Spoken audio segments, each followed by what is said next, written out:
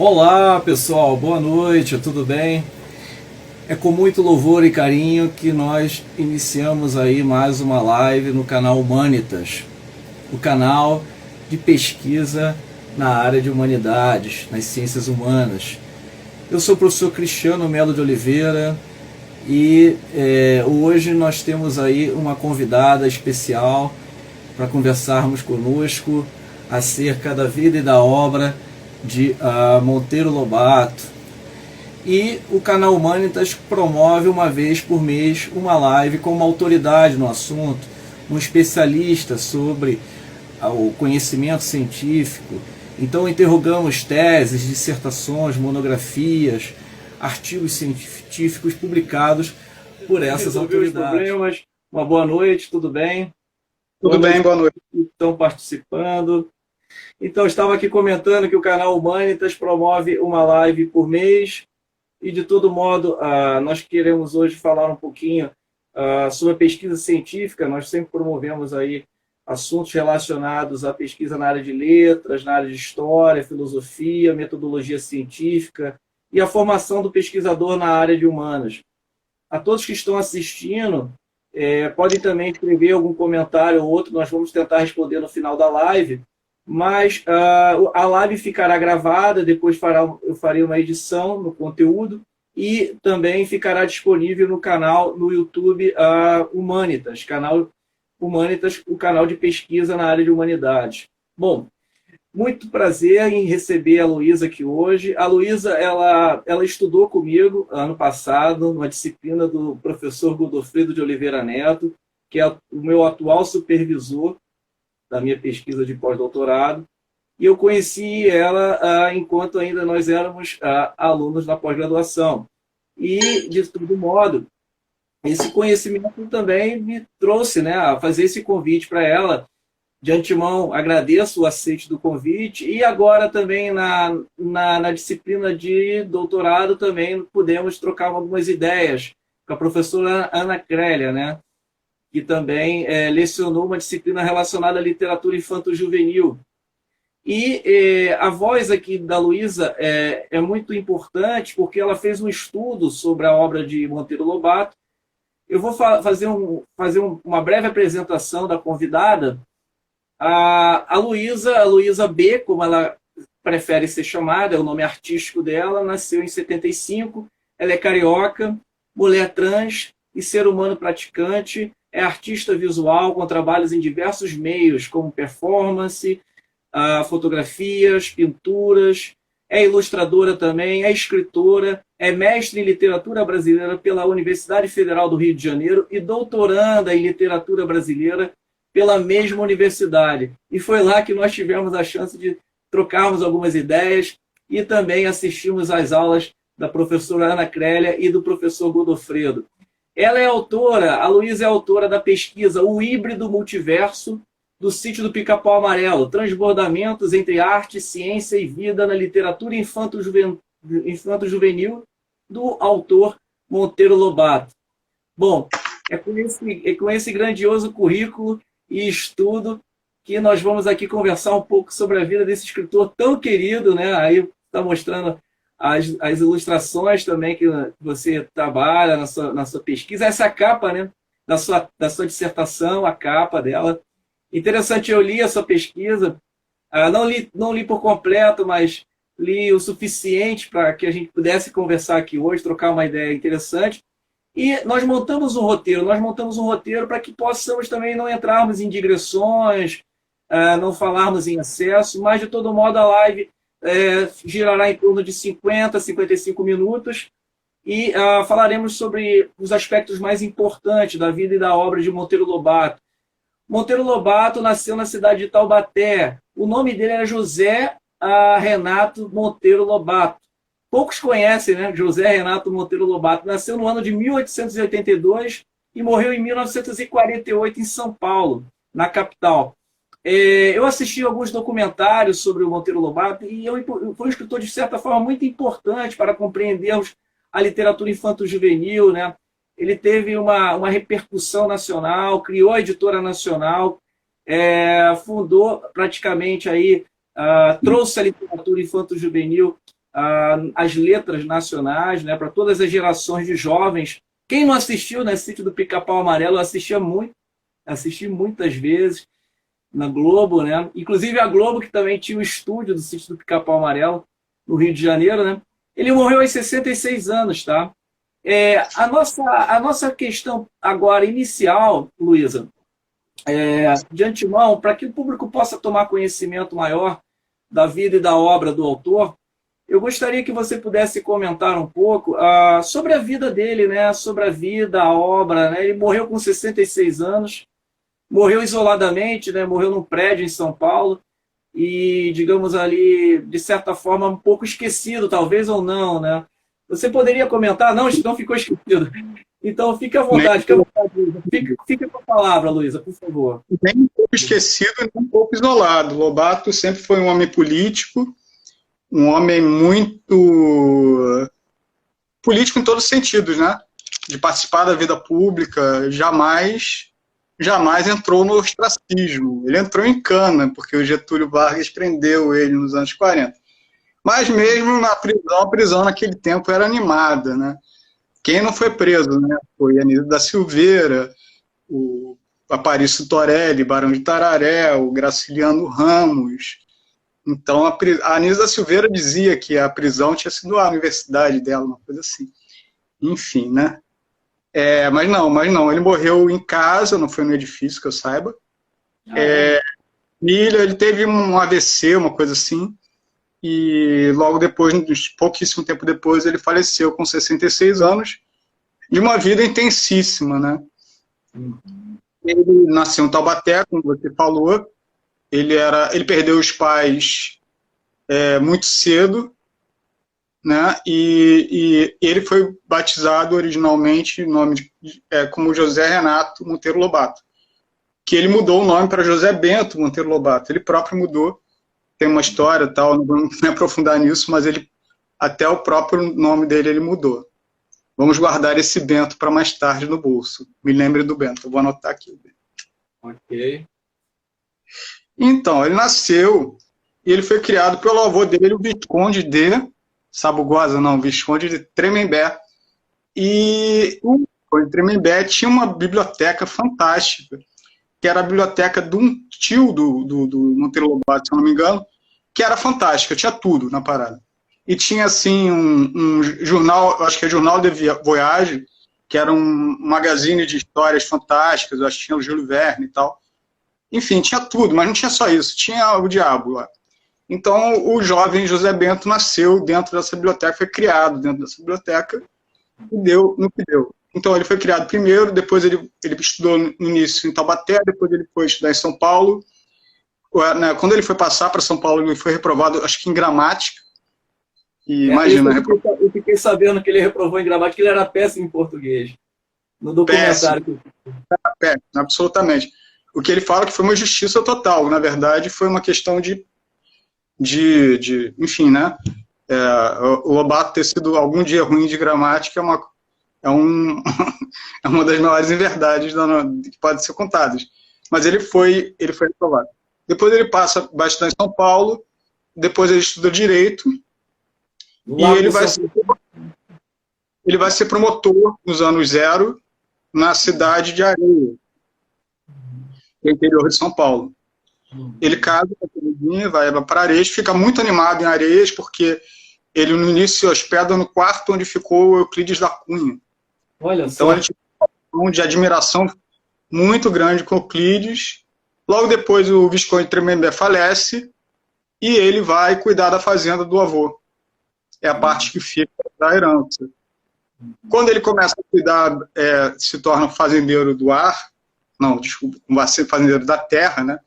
Ele começa a entrar em conflito com os trabalhadores rurais, porque eles fazem queimada, eles têm um trato com a terra que ele considera danoso e destrutivo.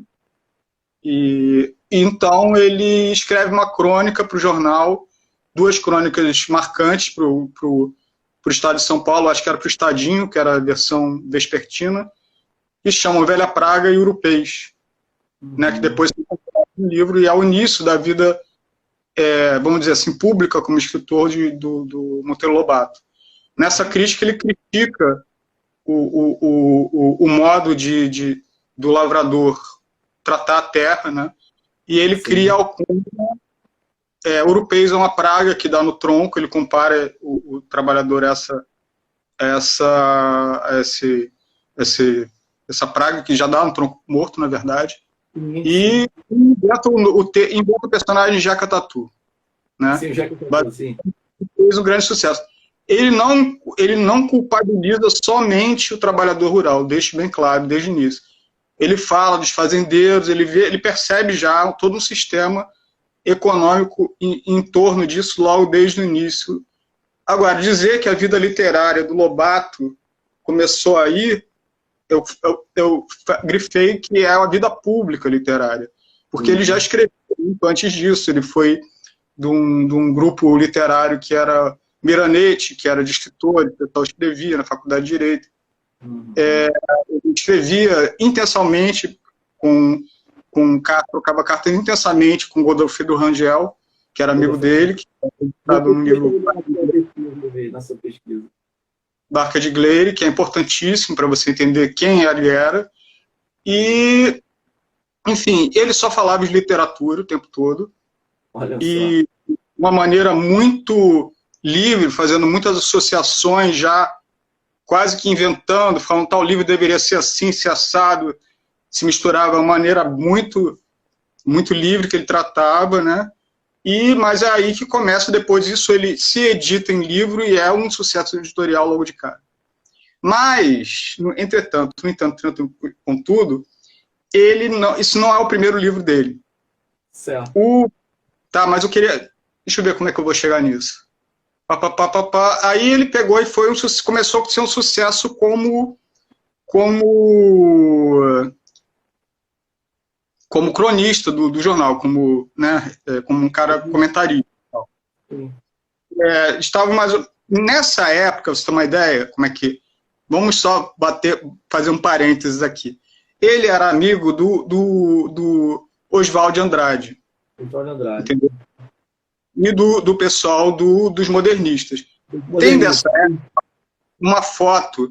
Quem achar que a diferença para o Monteiro Lobato, uma pessoa conservadora, ou que são fascista, é muito simples. Ele simplesmente não era. Certo. Ele estava no outro lado do espectro, muito além.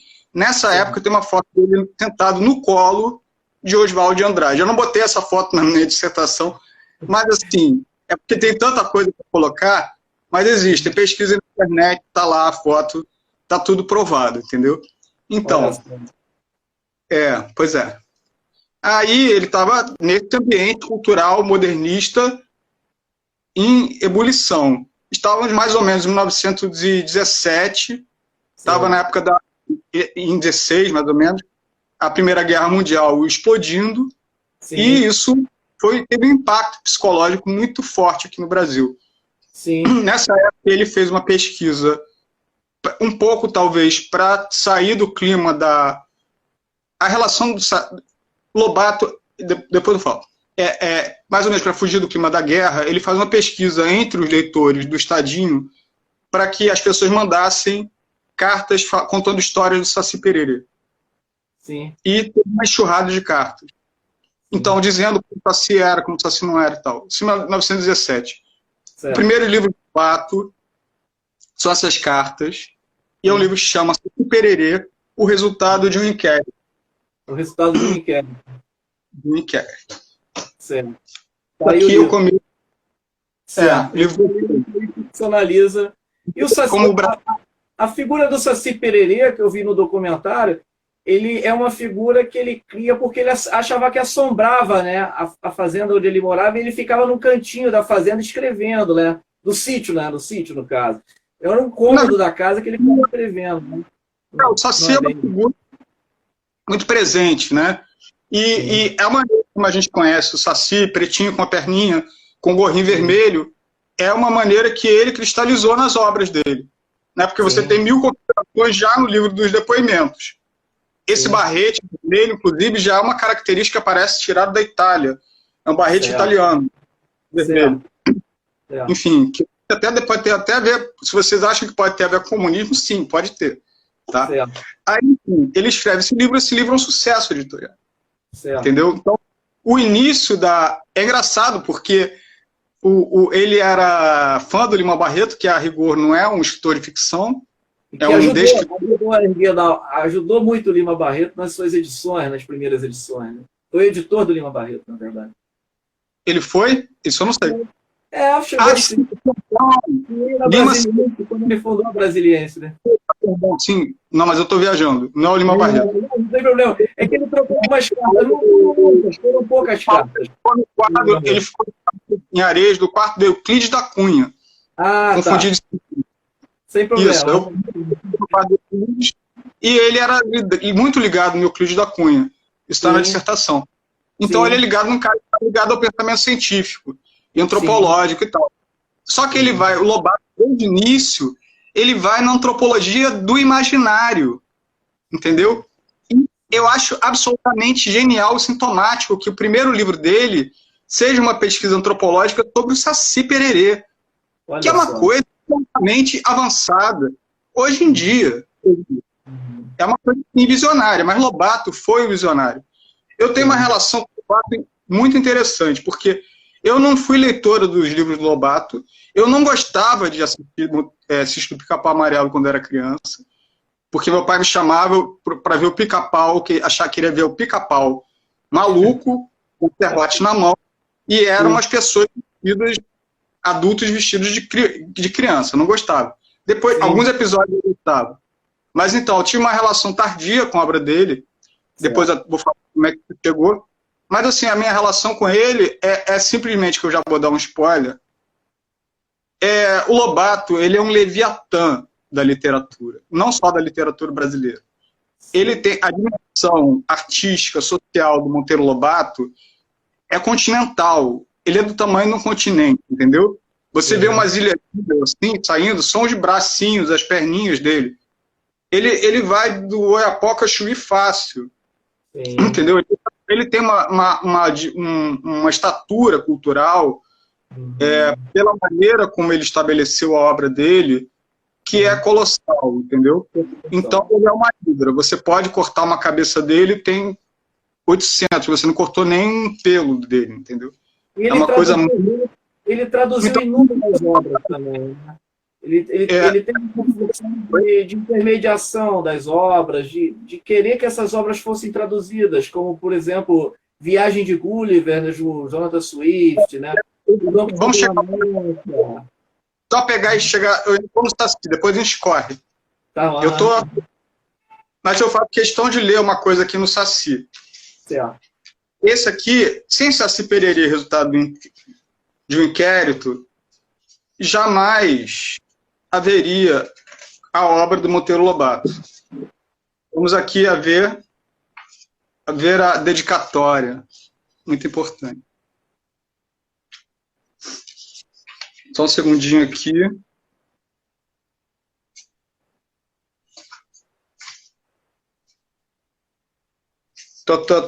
Introito, ele faz umas 800 introduções aqui. Olha só. Tem um depoimento, alguns depoimentos ele inclusive ele próprio escreveu, né? Sim. Mas isso aqui é história. Introito.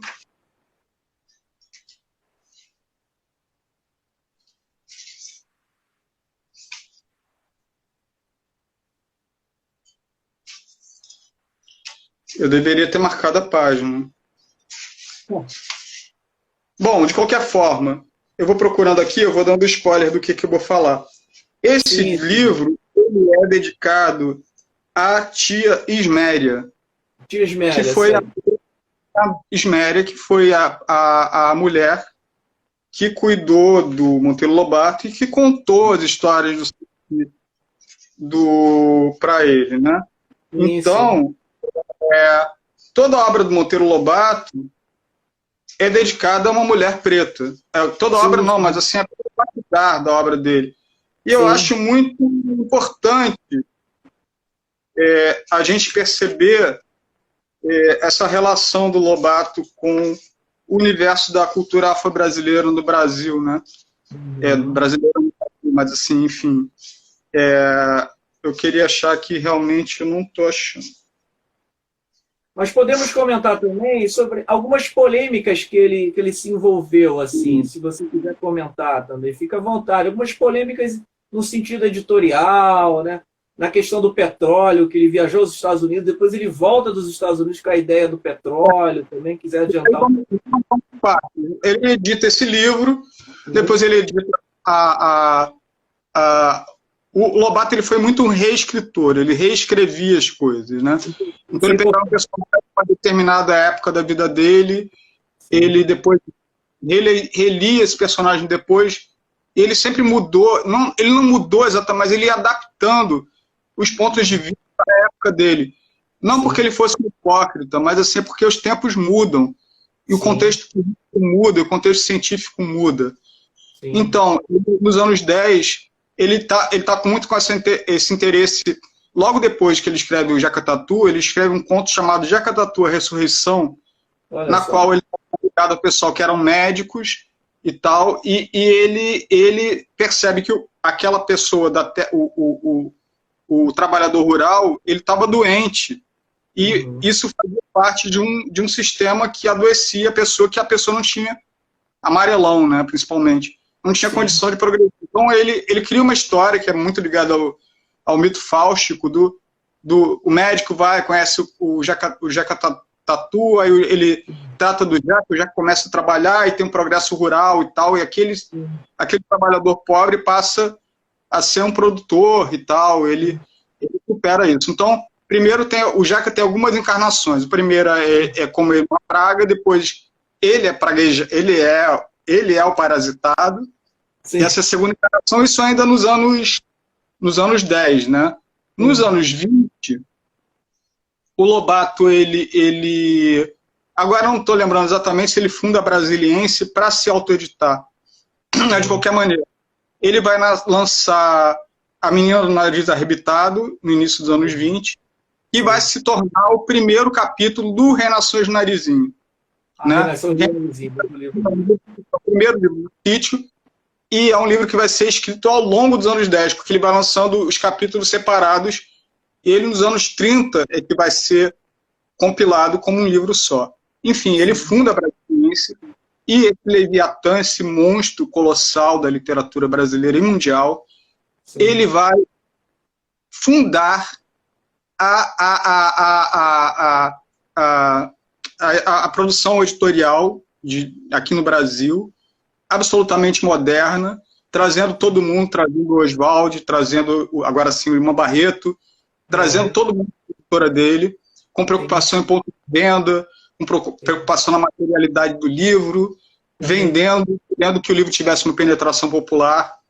Logo de cara, ele já entra no currículo escolar. Sim, né? Sim. Então, na verdade, os anos 10 são um grande laboratório do Lobato. Né? Ele está muito ligado nos contos de fada ainda, mas ele já pega depois, ele já tem no início ele tá muito ligado no conto de fada, enfim, mas o grande work in progress dele nos anos 10 Sim. foi Renações, que são os 10 livros que foram compilados. Sim. O ele só começa a ser o sítio mesmo nos anos 30, no início dos anos 30, quando ele lança Renações. Entendeu? Que é uma compilação.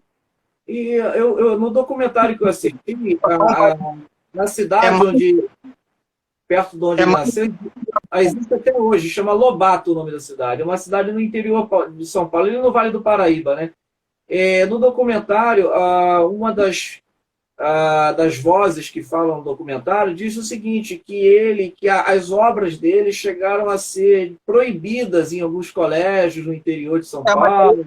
Está dando spoiler da nossa história, a gente ainda está no início dos anos 30. Tudo bem. Vamos chegar lá. Então, no início ele não era proibido, porque ele está fazendo conto de fada, nunca foi bem visto pelos conservadores, porque o Lobato ele era muito avançado em vários aspectos, principalmente no que diz respeito à autonomia das crianças, e autonomia feminina, então nem se fala. Ele é avançado até hoje, entendeu? Avançado até hoje.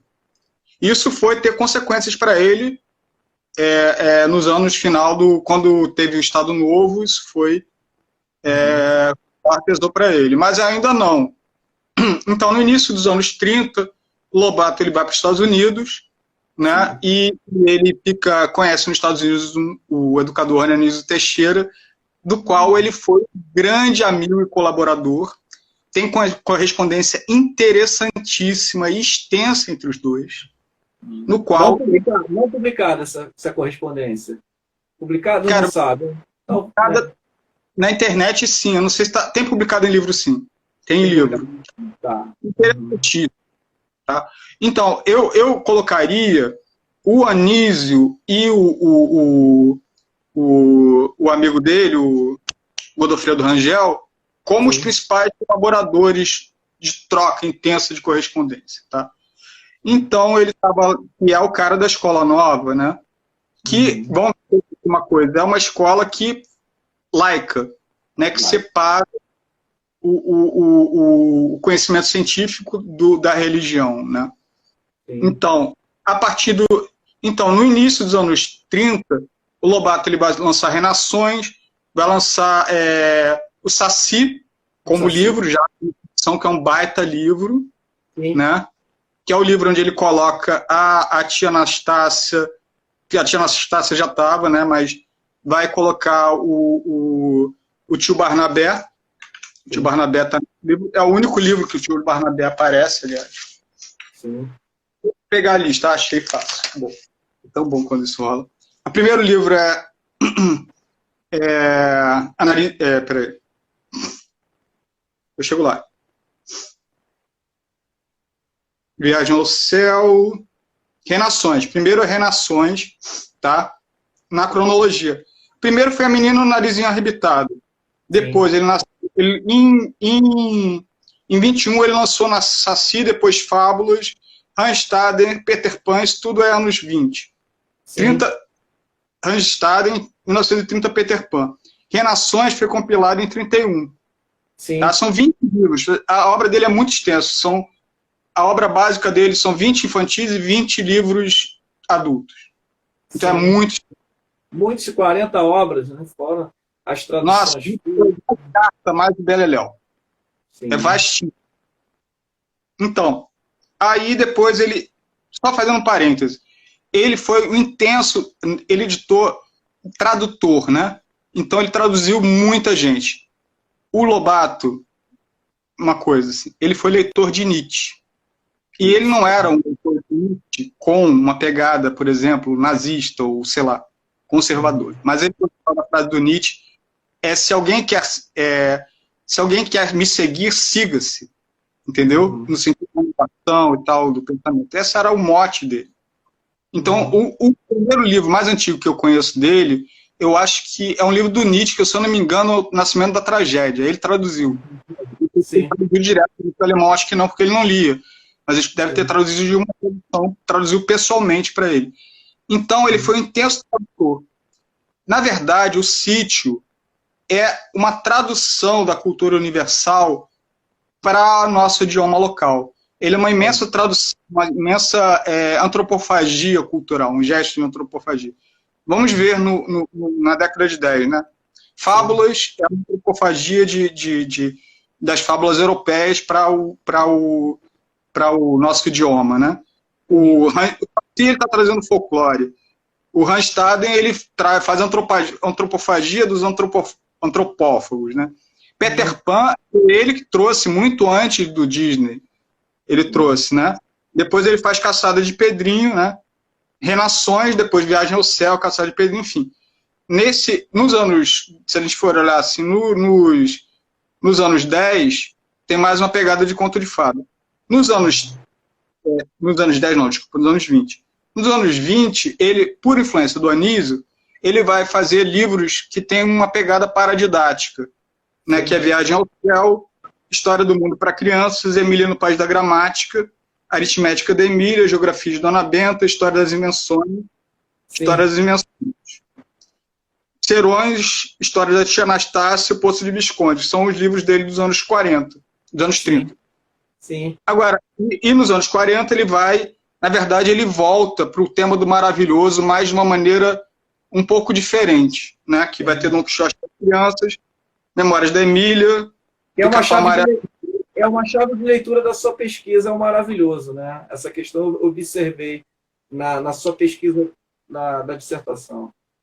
Você, na verdade, você tem três aspectos do Sítio do Pica-Pau Amarelo, que isso é fundamental para a gente entender a obra do Lobato, a obra infanto-juvenil. São três aspectos. Você tem um aspecto que é ligado ao realismo.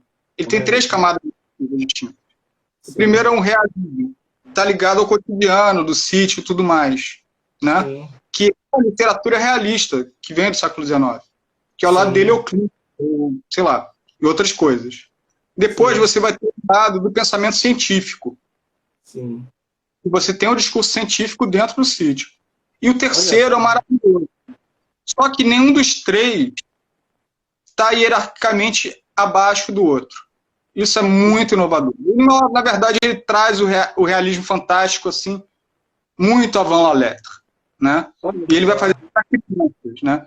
Então, o primeiro período do sítio é mais ligado ao maravilhoso. Depois você tem a década de 40, nos anos 20, mais maravilhoso. Nos anos 40, mais científico. E nos anos 30, mais científico. Nos anos 40, você tem uma mistura dos dois. Meio que, meio que não há hierarquia. Porque depois a gente vai chegar lá por que ele fez, mais ou menos por que isso aconteceu. Ele teve uma imensa penetração escolar. Tá? Os livros dele são considerados paradidáticos. São simplesmente brilhantes. Mesmo o que eu acho mais fraco, que é o Aritmética de Emília, que realmente é o mais fraquinho, é brilhante. É brilhante também. E ele teve essa imensa penetração. Só que ele começou a ter problemas com o sistema educacional. Ele foi ter, nos anos 40, alguns problemas. Vamos por partes. Primeiro, ele começou a se envolver com... foi um empresário que começou a procurar petróleo no Brasil. Né? Falava que tinha petróleo e tal. Isso entrou em conflito com o Estado Novo. E ele, efetivamente, ele não encontrou petróleo, ele procurou em São Paulo, não encontrou. E aí entra o mistério do universo. O petróleo... Aí ele escreveu um livro adulto sobre petróleo, que eu acho que é O Escândalo do Petróleo. Isso, sei lá, final dos anos 30. E logo depois ele escreveu O Poço do Visconde, aonde, se ele não encontrou no mundo real o petróleo, foi encontrado no Sítio do Pica-Pau Amarelo, ele conta como. Logo depois, foi encontrado petróleo na Bahia, num distrito de Salvador. Sim. Qual é o nome do distrito? Lobato. Lobato, olha só. Olha só. Não é uma imagem, é um problema quântico, entendeu? Estamos diante de um problema quântico. Ok, paralelamente a isso, os livros dele eram caçados nas escolas, ou pelo Estado Novo, ou pelas próprias escolas, principalmente ligadas aos jesuítas. Os livros dele foram queimados em parte da escola nos anos 37 por aí, antes de virar modinha na Europa. Entendeu? Os conservadores queimaram um livro. Eu tenho um depoimento, eu abro aqui a dissertação, com alguns depoimentos muito interessantes. Eu vou ler aqui um deles. E parece com razão os grandes males que poderiam advir para a fé e a educação cristã das crianças da leitura das últimas obras de Monteiro Lobato. Estas obras são Biografia de Dona Benta e História do Mundo para Crianças, e a pior de todas, História das Invenções. Associação de Professores Católicos de Diamantina, 1936. Sim. Isso é muito legal, porque eles leram tudo, né? Eles leram tudo e queimavam, mas enfim, tinha essa polêmica. E no início dos anos... Então, os livros dele começaram a serem... O Peter Pan foi, por incrível que pareça, o livro Peter Pan foi proibido, entendeu? Olha só. E logo depois caçaram o Peter Pan Monteiro Lobato. Ele foi preso no início dos anos 40 pelo Estado Novo. Eu tenho foto aqui. sim. E, e, e ele, e ele teve. Ele chegou uma das conclusões também da vida dele, ele chegou a falir, né? Ele faliu, uma das editoras dele entrou na falência, daí isso também Aí, deu um rebuliço na vida dele toda, né? ele falia, mas ele abriu umas 4, 5 editoras, uma atrás da Certo, outra. certo. Queria falar dele, querido, que é o máximo. Ah, tá, as imagens. Ah, entendi. Isso quando ele. Aham. Foi, chegou a ser. Isso é quando Isso ele foi em preso? 1941. Esse aqui é a capa do jornal. Olha só, banho de ouro negro. Aham. É quando encontraram o petróleo lá em Lobato, né? Contrário. Entendi. Aí ele meio que ele muda um pouco a pegada e ele começa a fazer uma literatura que não vai ser paradidática, mas vai Sim, ser fortemente influenciada pela ciência, né? certo, Que, certo. ele tem um retorno maravilhoso, muito interessante no final das obras dele. Mas assim, eu queria destacar entre essas obras, Sim. principalmente A Chave do Tamanho. Chave do tamanho, sim. A Chave do Tamanho é a principal delas, eu acredito, que é uma Sim, ficção científica, né? sim, E também um certo aspecto de uma certa questão assim de ele pensava na educação como o que moldava o mundo, né? sim. O Então progresso da humanidade, né? ele começa no último livro dele, Minotauro, eles voltam Sim, no último livro do Sítio, eles voltam a Minotauro, não, desculpa, os dois trabalhos de Hércules. Eles sim. voltam à Grécia Antiga para educar o Hércules, Você fala um entendeu? pouco disso na sua pesquisa, dessa questão do retorno, né, do embrião, dessa questão da humanidade. Cultura Aham. europeia para melhorar a cultura europeia que tinha das ruínas, Sim, entendeu? sim, Então não é um pensamento subserviente. sim, O Hércules sim. era um mocorongo antes de conhecer o Pedrinho, Narizinho e Emília. Ele era um mocorongo. E ele sabia disso, entendeu? Então não, é uma outra relação. É uma Sim, coisa muito, muito nietzschiana, assim. sim, Eu estou aqui agora que vai falar a Luísa Poeta. Eu acho sim. muito nietzschiano, e uma coisa muito importante no pensamento do Lobato é que, para Lobato, a tragédia da vida humana poderia ser evitada. Entendeu? A vida não andava em círculo. Isso Sim. já está em Renações. Quando eles vão procurar, eles vão no reino das fábulas, eles encontram a fábula do cordeiro que está bebendo água na fonte, aí o lobo vai comer o cordeiro, não sei o quê, Sim. e eles salvam o cordeiro, Olha só. entendeu? A tragédia é Sim, evitada. Quando tem a moça com um cântaro na cabeça que vai derramar o leite, né? sim, Essa história era para se repetir ad infinito. Só sim, que a moça já usa uma lata de alumínio e ela fala para as crianças: não, mas se virar a lata, ela tem uma tampa hermeticamente fechada. sim. Então a história não é trágica para Lobato. Sim. Esse é o principal. E ele Luísa, faz desculpa, nos 12 trabalhos, sim, ele se aplica isso à própria cultura europeia, né? entendi. Luísa, eu queria tocar no assunto da sua pesquisa científica, não cortando, mas que o assunto é inesgotável, a gente sabe muito, né, que a vida de Lobato sempre foi muito ampla. Essa questão que eu li da sua pesquisa, duas palavras destacam na chave de leitura que você utiliza, é a questão da hibridez e do multiverso, né? A hibridez você já explicou bastante, porque essa questão da intertextualidade que é marcada a obra de Lobato, que é o aproveitamento ficcional da obra de outros escritores, né, que ele faz muito bem, inclusive da tragédia grega, né, como você me parece mencionar num dos subtítulos da sua pesquisa. Mas, assim, esse multiverso, essa chave de leitura, ela vem de outra disciplina para você, digamos ali, digamos, defender, né, o seu raciocínio, a sua argumentação na sua dissertação? Então, a chave não é a chave do tamanho, a chave da leitura Lobato, Aham. na pesquisa, foi juntar uma leitura um pouco lobatiana e com imaginação ao rigor científico, né? Então, híbrido e multiverso, isso dá para falar um bocado e é falado Híbrido realmente você tem dentro do sítio personagens de Gato Félix, de desenho animado, você tem a Shirley Temple, que era uma menina prodígio do cinema, você tem o mito grego, você tem o Saci Pererê, você tem... Então você tem esse hibridismo cultural e de formas de narrativa. Você tem 3 aspectos, que é o realista, a ciência e o minoritário. Agora, por que multiverso, né? Multiverso é um termo que vem da física, coisas complicativas, de física quântica, mas eu tirei, isso foi adaptado para os quadrinhos pela Marvel Comics, nos anos 70, e multiverso o que é?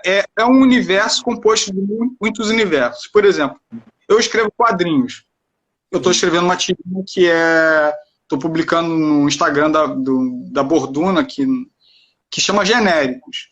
Então eu plagio diversos super-heróis e coloco na mesma tirinha. Eu estou fazendo um hibridismo literário. Mas isso não é um multiverso. Eu estou fazendo hibridismo, porém não um multiverso. Multiverso seria se no meu universo tivesse o universo da Marvel, o universo do Saci. Então, dentro do It, você tem todos os universos preservados na sua integridade. Você tem o universo das fábulas, você tem um mapa, né? Ele coloca um mapa. Cada um com o seu território cultural. É muito bonito isso. Deixa eu ver se eu acho aqui. Eu não achei no Lobato hoje, não achei a Tia Isméria. Tia Isméria não baixou aqui hoje. Depois a gente volta. Vou deixar ela. Hoje a Tia Isméria vai aparecer aqui. Enfim. Isso aqui eu acho fácil. Espera. Então vamos lá. 50 minutos para falar do Lobato é tipo o Enéas, né? Esse aqui é o mapa do país. Tem a Ilha do Robinson. Tá aqui, outro país. Ele chegou a tirar um mapa, né? Entendi. Essa questão do multiverso. Bem controverso. Tudo é muito interessante. Aqui você tem a Ilha do Pai das Maravilhas, Lilliput, Ilha da Branca de Neve, Nunca. Era ele que ilustrava as obras dele, não? Ele contratava... Ele desenhava, ele era pintor, né? Sei. Ele era pintor também, mas efetivamente ele não ilustrou. Ele ilustrou muito bonitinho dele do Saci. Mas assim, quem ilustrava eram outros ilustradores. E é uma relação muito diálogo com os ilustradores, porque acontecia muito de um ilustrador botar um detalhe de um personagem e depois ele incorporar o texto. Sim. Entendeu? A ilustração do Lobato é uma camada narrativa que, quem quiser viajar nisso, muita gente viaja, pesquisa, a parte. Né? Muitas vezes a ilustração tem aspectos, por exemplo, racistas, que não há no texto. Sim. Então vamos falar de aspectos, falar de Lobato e os negros. Nós temos mais 12 minutos, que é uma pena, né? Até voltar para a Esméria e tal. O sítio, como eu falei, tem essas 3 camadas, né? Sim. Uma camada que é do realismo, que ele vai narrar como é um sítio no interior. Ele não diz onde é o sítio do Pica-Pau Amarelo, sim, mas ele, evidentemente, então ele é um lugar que pode ser em qualquer lugar do Brasil, sim, mas evidentemente é um sítio no interior de São Paulo, em né? Então, qual é a situação do negro, dos afrodescendentes na obra do Lobato? Isso que eu acho que é o foco. Né? Isso é interessante, é um tema mais polêmico da obra dele. Não é polêmico na época dele. Ele se tornou... Essa polêmica apareceu mais recentemente, né? Mas vamos nos ater à obra. Eu vou, como pesquisador aqui, tentar expor o que eu pesquisei, no princípio, né? Você tem, então, qual era a situação de uma cozinheira negra numa casa de família naquela época, né? E como é que acontece? Por exemplo, vamos pegar um exemplo do Saci. Não, desculpa. É o Saci, exatamente. No Saci aparece, tem dois personagens negros, que é o tio Barnabé e a tia Anastácia.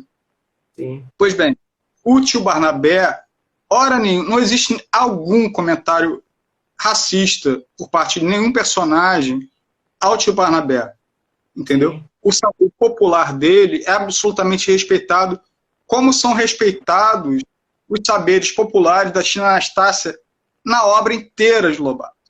Né? Certo. A obra inteira de Lobato respeita, é um saber consolidado, o saber popular de Anastácia. As Certo. falas, existe uma personagem que é a Emília, que é uma personagem muito querida também, a qual, em situações de pirraça, faz comentários racistas a Anastácia, que são sempre repreendidos pelos adultos, que são colocados em pirraça. Então, você tem dentro de uma personagem que fala comentários racistas como uma criança falaria naquela época. Então, ele está descrevendo o que é. Mas vamos adiante com a Anastácia, né? Então, você tem essa camada que é a camada realista. Então, você pode pensar a Emília como uma criança falando coisas despropositadas para uma mulher negra e é repreendida dentro do que era repreendido na época. No entanto, a Anastácia é um personagem muito interessante de você perceber no sítio. Porque dentro disso, todos os personagens do sítio são super-homens. São super-homens, super seres humanos, são além pessoas. A Emília é uma além pessoa, o Visconde, a Narizinho é uma super pessoa, a Dona Benta. A Anastácia é uma pessoa. Ela tem medo, ela tem limitações, ela não crê, ela tem dúvidas. Ela é uma pessoa afrodescendente que está na fronteira do pensamento de uma cultura católica, né, com o maravilhoso. Então ela pega e ela percebe, ela tem medo, ela fala que é do diabo, depois ela incorpora. Mas ela está nessa fronteira, ela é o personagem mais plausível do sítio, na verdade. Né? E eu acho que isso é muito importante perceber. Apesar disso, ela, por exemplo, na Chave do Tamanho, quando vão chamar... Tô dando os dados da obra, tá, gente? Sim. Quando a Chave do Tamanho começa com Peraí, eu tô confundindo as obras. É a Chave do Tamanho ou é aquele que ela faz os bichos gigantes? Não é a Chave do Tamanho. Tô confundindo, é que ela faz os bichos gigantes. Sim. Já vou te dizer. Enfim, é o livro que é... Daqui a pouco chega. Sim, sem problema. São os dois livros dele que tratam da Segunda Guerra Mundial. Mas a Europa está em ruínas e chamam as duas pessoas mais sábias do mundo para reerguer a Europa, mudando também o paradigma onde está o conhecimento. E vão chamar a Dona Benta e a Anastácia. É muito interessante isso, porque não é uma hierarquia. Vão chamar a Dona Benta e a cozinheira. Não, as duas são as pessoas mais sensatas do mundo. Isso nos anos 40. Eu, se fosse de uma entidade racista, de qualquer lugar do mundo, eu caçaria a carteirinha do Monteiro Lobato fácil. Porque isso não condiz, entendeu? Então, por um lado, isso é muito interessante do saber popular da Anastácia e o saber popular em geral, a língua do povo, que é respeitada e legitimada, tanto quanto a imaginação das crianças, entendeu? E tanto quanto o saber científico. O livro que eu citei chama Reforma da Natureza. Reforma da Natureza são dois livros que ele escreveu durante a guerra. A Reforma da Natureza e depois A Chave do Tamanho. Né? Inclusive ele é assim. Agora, eu queria botar aqui a Emília, ela me ajudou muito na dissertação. Ela abre e fecha o texto, ela fez questão. Ela teve aqui em casa, ela passou aqui, mandou um beijo para todos. Que bacana. E a Emília... Oi? A Marquesa já ela fez aqui na cena. Tá muito bem. Ela Sei. não parece, não tem jeito nenhum. Ela fez harmonização facial, tá ótimo. Tá Sim. meio parada. Assim. E É, nós poderíamos finalizar, Luísa, com essa questão das alegorias. As alegorias de Lobato sobrevivem até hoje, as personagens, ou seja, intertextualidades que ainda são trabalhadas por outros escritores, essa questão da cultura nacional ainda toma como parâmetro as alegorias, digamos, as personagens do próprio Monteiro Lobato na nossa atualidade. Quais são as repercussões da obra de Monteiro Lobato na atualidade? Poderia falarmos sobre isso para finalizarmos, né? para finalizar, assim, você toda a nossa literatura, o Lobato ele é, vamos dizer assim, fundamental para a literatura infanto-juvenil do Brasil. Ele é o patriarca, né? Sim. Então, Ana Maria Machado, Ruth Rocha, toda essa geração dos 70, Uhum. Ziraldo, tudo é pós-Lobato. Na verdade, é antes e depois. Uhum. Além de escritores como Clarice Lispector, agora está me faltando o nome, mas enfim, vários escritores. Ele é assim para. E atualmente, na verdade, houve várias reedições do sítio, e muito interessantes também, algumas editoriadas pela supervisão editorial da Marisa Lajolo, que é uma grande pesquisadora do Lobato, foi A uma base. autoridade. Mas, fundamentalmente, o Lobato ele está vivo porque, de certa maneira, o tempo dele é agora, porque a maneira como ele encara a arte como um processo vivo, que tem uma relação com a sociedade, que você pode pegar uma obra, remixar e reescrever essa Uhum. ideia do work. Então, tem uma série de procedimentos que são profundamente contemporâneos, que estão, inclusive, além da obra do Lobato. O que Uhum. fica aqui do Lobato atualmente, né? Onde é que ela o que perdeu na tradução? O que se Uhum. perde é que a obra não são meros livros para crianças. Sim, Existe um projeto de nação, existe sim. um projeto ético, um projeto estético, um projeto Uhum. revolucionário, ético, estético, nacional, Sim, entendeu? De economia das mulheres, entendeu? Que sim, dá voz à cultura popular, que deu voz aos negros, sim, entendeu? E extremamente revolucionário. E essa maneira de você colocar todo esse projeto em um lugar só, sim, né? E nessa utopia do City é uma coisa que atualmente falta, porque a sim. gente tem os projetos muito tímidos, né? Uhum. Muito, muito tímidos. E eu acho que é uma coisa que, então, que fica, principalmente, é a maneira de operar a cultura do Lobato, que é profundamente contemporânea. O que se Sim, perde é o horizonte da utopia. E eu sim, acho lamentável, porque eu acho que a utopia, aí voltando com o poeta, ela é inevitável, né? sim, Qualquer discurso, cientificamente falando, a partir da ciência, ele está dentro do horizonte das relatividades, isso de algum lugar de fala, de alguém no mundo, em algum lugar, em algum tempo. sim, Então, sim. onde ao mesmo tempo, o meu discurso, ou um discurso de qualquer discurso, Uhum. ele tem um caráter utópico. Ele está Sim, falando como o mundo é e como o mundo deveria ser, interessante, entendeu? Ele interessante, está apontando, qualquer discurso faz isso. Pode interessante, ser de uma maneira utopista, utopista, mas qualquer discurso faz isso. Então, acho que interessante. a gente perceber essa potência do discurso do sonho, né?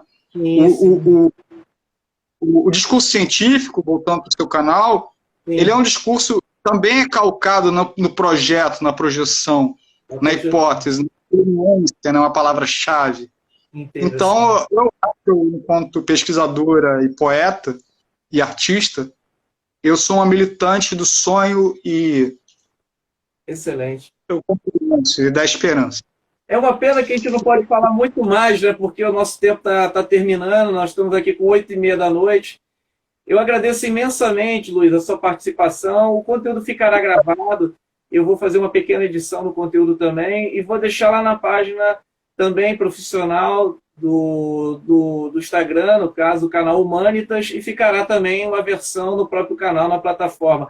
E eu creio que todos aqui que estão participando também, aí, tem vários, tem mais ou menos aí umas 10, mais de 10 pessoas entraram, também vão conferir o conteúdo depois lá na plataforma. E, Luísa, agradeço imensamente a sua participação. Eu vou deixar a sua dissertação, a sua pesquisa nas referências também, lá na descrição do vídeo, vai ficar na descrição do vídeo, para que todos possam consultar e ganhar maior visibilidade do seu trabalho. E nos vemos na UFRJ, né? Nos vemos na UFRJ em breve, lá em outubro estarei novamente para a gente trocar uma ideia, bater um papo. Vamos conversando. Eu vou encerrar aqui hoje e agradeço. Um grande abraço para você também. Agradeço a todo mundo que conheceu, o Rodrigo, a Rafaela e a todo mundo mais. O autor do...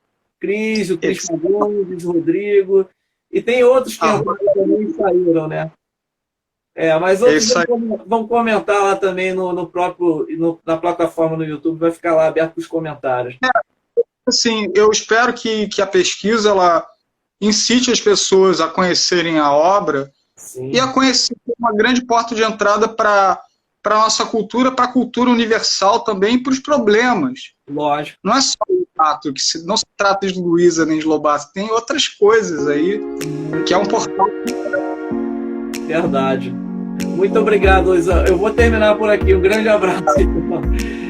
Tchau. Boa noite. Beijo para as travestis. Obrigado.